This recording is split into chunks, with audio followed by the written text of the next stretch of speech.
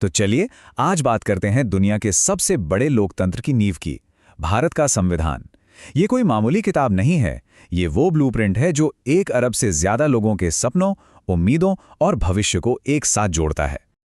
कभी सोचा है इस बारे में? मतलब 1 अरब से ज्यादा लोग, हजारों भाषाएं, अलग अलग संस्कृतियां, इन सब के लिए एक नियम की किताब बनाना कितनी बड़ी चुनौती रही होगी।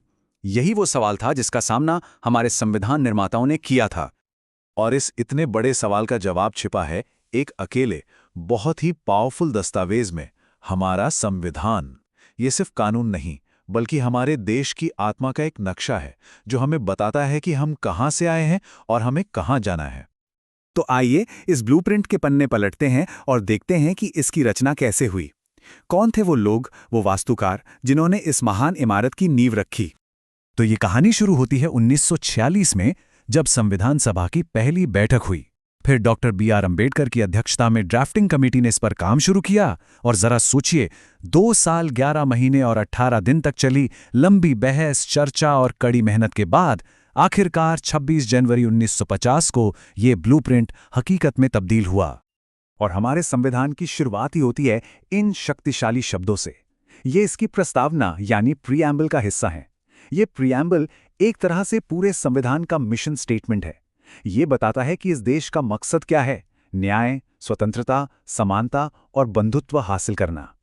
तो सवाल ये है कि ये जो इतना बड़ा ब्लूप्रिंट है, ये आखिर किसके लिए है?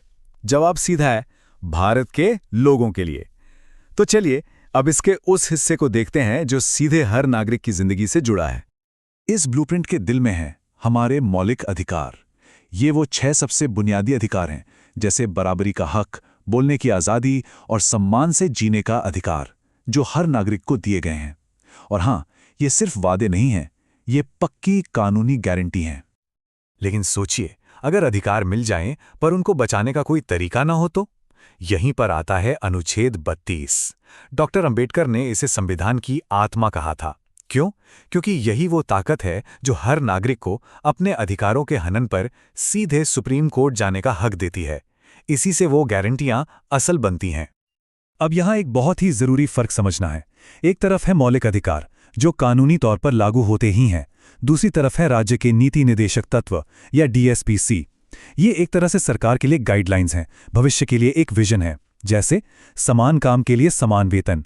ये अदालत में लागू नहीं कराए जा सकते, पर ये देश को एक बेहतर समाज बनाने का रास्ता दिखाते हैं।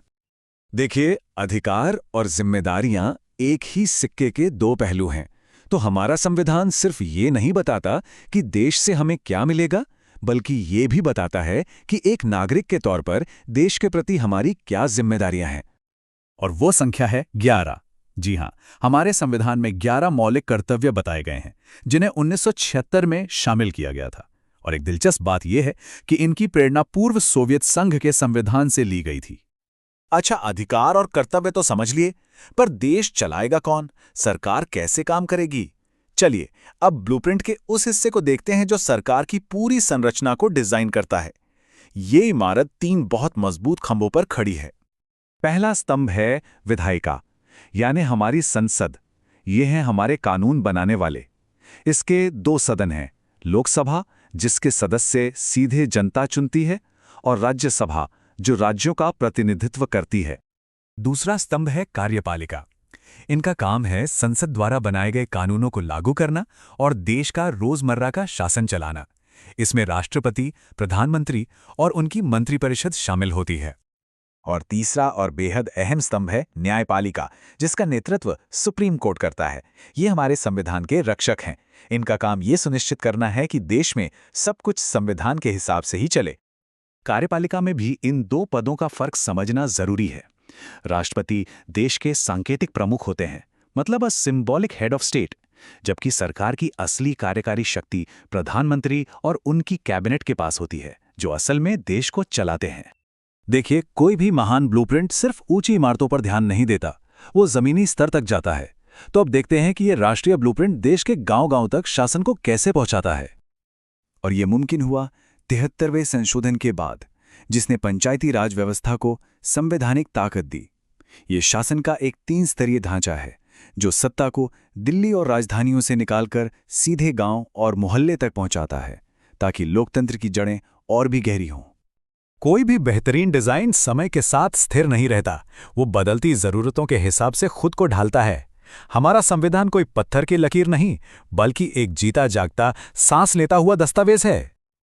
और ये बदलाव मुमकिन होता है अनुच्छेद 368 की वजह से, जो संसद को संविधान में संशोधन करने की शक्ति देता है। जैसे 42वां संशोधन, जो इतना बड़ा था कि उसे मिनी संविधान कहा जाता है, या 86वां संशोधन, जिसने शिक्षा को हर बच्चे का मौलिक अधिकार बना दिया। ये सब इसी की मिसाल हैं। और ये जो विकास है ना, वो इस चार्ट में साफ नजर आता है। जब संविधान लागू हुआ था तब इसमें 395 अनुच्छेद थे, और आज 100 से ज्यादा संशोधनों के बाद ये संख्या 470 के भी पार पहुंच चुकी है। ये दिखाता है कि कैसे ये ब्लूप्रिंट समय के साथ लगातार विकसित हुआ है। तो चलिए एक नज़र में जल्दी से सब कुछ दोहरा लेते हैं। हमने मौलिक अधिकारों की बात की, जो अनुच्छेद 12 से 35 तक हैं। फिर मौलिक कर्तव्यों को समझा, जो अनुच्छेद 51A में हैं।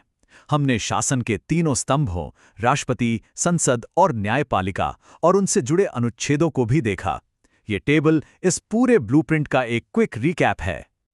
तो आखिर में सवाल यही बचता है, हमारा संविधान कोई म्यूजियम में रखी चीज नहीं है। ये एक जिंदा दस्तावेज है जो हर पल हमारे साथ बढ़ रहा है, बदल रहा है।